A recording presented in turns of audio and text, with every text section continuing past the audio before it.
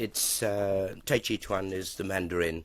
In Cantonese, they call it Tai Git Kun, but it's no longer treated as a martial arts as such. Um, I think there are only two schools now outside of China that are actually teaching it as a means of self-defense. But the whole form of Tai Chi Chuan is built up really for now inner awareness, consciousness, concentration, balance, and So is so light yeah, and gentle. yeah, in that sense, it relates to things like yoga and so on. Yes, probably more so because Tai Chi Chuan has 8 sections. A lot of people only think the form is Tai Chi Chuan. This is wrong. If anybody's just teaching a form, then they're not teaching Tai Chi Chuan. They're only teaching a segment. There are 8 sections that make up the whole form, which is purely for concentration, getting muscle changes in the body that enables you to have the channels of the body open, keep you very loose and supple. It's so light and gentle that anybody of any age, from the youngest of 3 years of age up to people of 80 or 90, can do it. But it's physical and mental. Yes. And does it have this philosophy that most of the other Chinese Oriental arts Oh, have? yes. Very deep philosophy. As a matter of fact, A whole approach to life. yes. Matter of fact, the 8 basic stances, there are 13 now, but original there were 8. Were And these are physical stances you're talking about. yes, Yeah. like physical, taken after the names of animals. Came into being some 6,000 years before Christ, 8,000 years ago, and were formulated by the Taoists. Can you really, through this, cure many diseases? I mean, I know you claim this for yourself, but is it because of Tai Chi Chuan? Yes, Tai Chi Chuan does in itself have great therapeutic means. People who are arthritis will find in actual fact they'll get great benefit from the relief of stiffened joints. It is shouldn't be put under the same category as Kung Fu or anything like this. It is very, very light and gentle. Some people may have seen pictures of the Chinese doing it in the parks, old men and women just going through these very slow, gentle movements. And it is this that has this therapeutic side of very gentle exercising without trying to gain muscular strength or dynamic power, but utilizing the natural energies of the body. And so it's the exercise of these gentle physical movements that in fact can help you when you have, for instance, things like arthritis. Oh yes, But it high comes from blood inside pressure. yourself, doesn't it? Yes, it does. Literally, although it is a physical external art from when you are seeing it done, literally the person actually doing it is doing it an internal means of concentration, stability, control. All these in actual fact is done inwardly. The external is purely a means to obtain the internal. Yeah. And if people look at it like that way, then they'll realise that it's not just a physical art. How did you come across it? It's rather curious, by a very strange coincidence, probably another Chinese fairy tale, really. When I left Dr. Menard Holmes at 14 years of age, I became a page boy in Earl's Court in a nursing home. And I used to go over to Hyde Park and have a kick around on my day off on Sundays.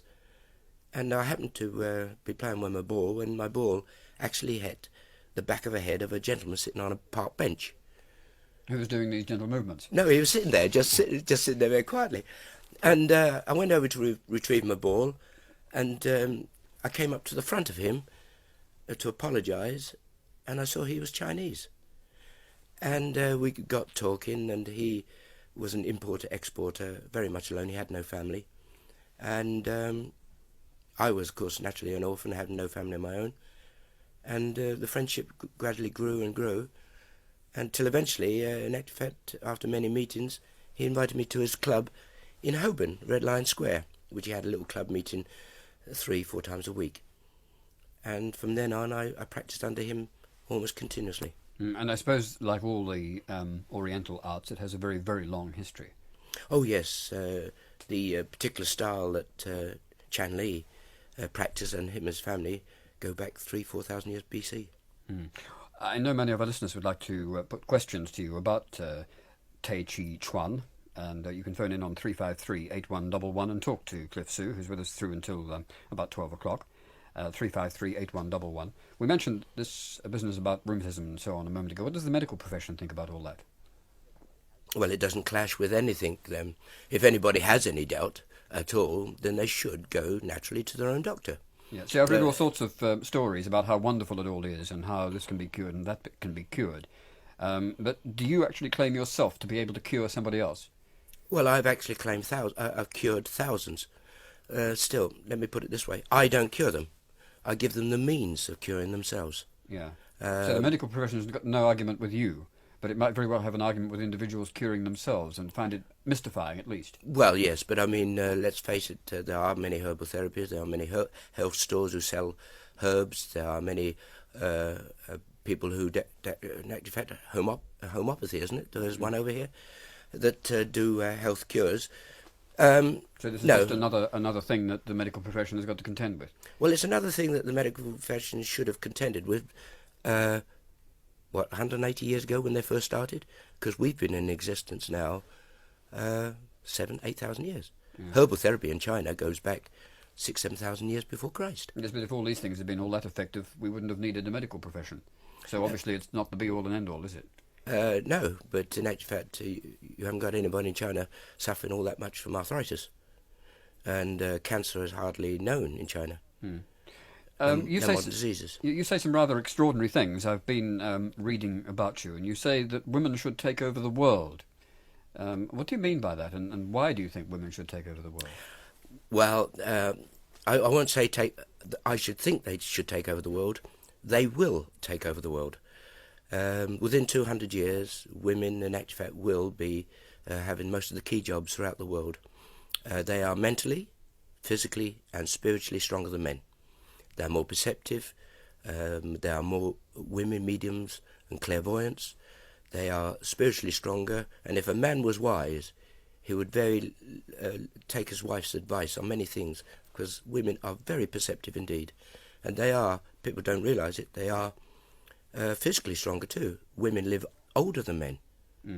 Why do you think then for so long that there has been this assumption that man is the stronger? Well, is it women being strong have let men think that? Well, after all, women is the finest example, really, of how to never to run away and yet to be caught when they want to be. Man couldn't do that. He could run as fast as he liked, but a woman still catch him. But no, this is true. It goes deeper than this. It's as spiritual as well as physical. That women are born, and I don't know if any of our listeners believe in reincarnation, but in actual fact, women do reincarnate less than men. Men reincarnate about 7 times on an average. Women reincarnate 6 times on an average. What's the significance of that then? That they are spiritually stronger. They attain spiritual growth much quicker than we do. I see. They don't need to be reborn again to come back as many times as we do. No, that's true. And therefore, so reincarnation is a process towards spiritual birth. Growth, yeah. Yes. It is growth. If one looks at one's spiritual life, it's just like going through childhood, juniorhood, teenage, adulthood, then senior adulthood, and so forth, of stages. And this is how we attain spiritual growth.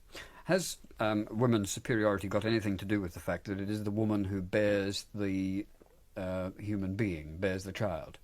Well, it is very true, because you have the greatest harmony, literally, when a woman who is yin bears a boy who is yang. And no greater harmony could be there when you get a balance of a man and woman being joined.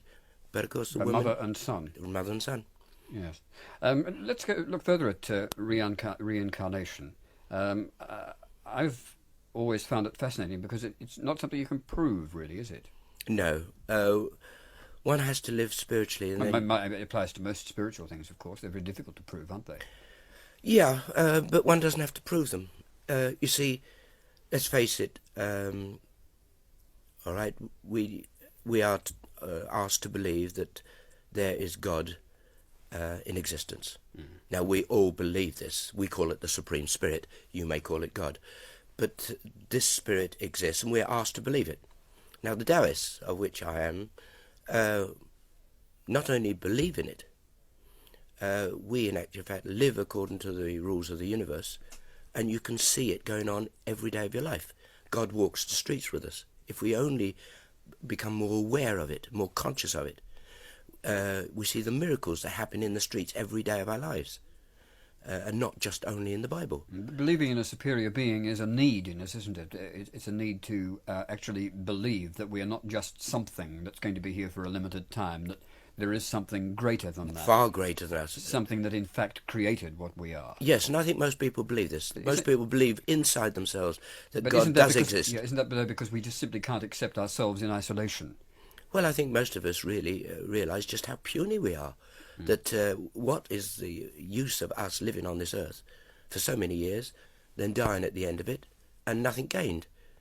Also, what use, though, is to me as an individual in this existence now, what good is reincarnation if I'm not able to appreciate it when it happens? See, when I come back in this next life, I'm not going to know, I'm not going to be able to surely remember the experience of this existence. You don't have to remember it, because after all, spiritual growth is just an expansion of your true self, which is your spiritual life. See, if I believed that I was going to be reincarnated, I would be less unhappy about the idea of ending this life. I've got this sort of thing that I want to live forever because life is such a good thing. And I know, it's I'd marvellous. rather not it end, you see. I know, well, it's marvellous, but the preparation and the work and the good deeds and the good thoughts that emanate from you in this life is the foundations for your next one. But remember this, your spiritual life does not end when you die here on earth, and does not begin when you're born in a baby. Your spiritual growth goes on and on. And so there's no beginning and end to that. It's just continuous growth. So the object and the lesson that everybody should do is what we believe in the Taoism. Do good, think good, help and serve other people all the time, and never hinder, harass or harm anybody. And in living to this code, we in actual fact learn to help everybody, and so doing we help our own spiritual growth every day. So the life we lead now is the foundations that we're going to probably reach higher realms in our next life. Are we reincarnated as a person, or could we come back as a frog or something? No, we do not. Animals and trees are of what we know as the lower parts of nature. Man comes back as man in his reincarnation.